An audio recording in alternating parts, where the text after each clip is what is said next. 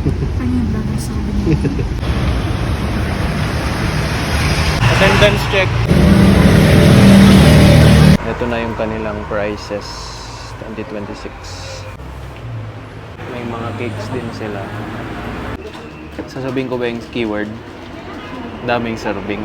Bago lang yung plato nila, tapos nasuong kasi. Oo, nasupo. Pero madami pa rin. Yan, beef tomato rice, favorite. Sibuyas, kamatis, tapos yung beef nila. Deserve banjing today. Serve ba ginatap? Ginatap attendance check 2026. Ang fried na. Ano na mo di rice mo niya? Malutong pa yung balat. Sarap ng baboy. Pansit, bihon. May excuse na ako magpansit. Kaya gustong-gusto ko dito, yung bihon na gamit nila. Iba. Hindi siya yung, ano yung kumayang kasing ito gamit na kay. Hindi ko alam kung yung gamit nila kat yung ay brand, walang brand sa nabibili sa palengke, yung pahaba. Kas lakas siya yung gamin diraman na. Tawag namin sa bawang yun, plus A kung kunanda na papaidi. Na imas gamin. Tapos medyo madikit siya.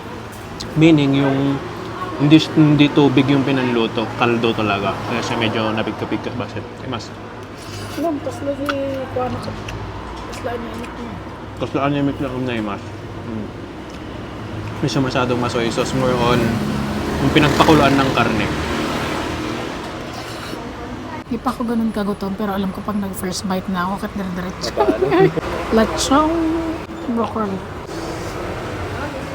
Udot.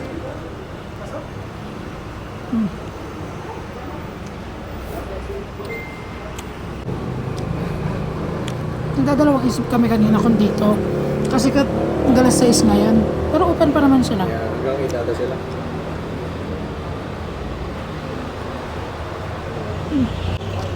Sarap to, pero mas gusto ko ng order ko ngayon. Buti naman. Pansit. Ang hindi kasama sa calories. Pansit. Hindi counted. Hindi counted ang calories.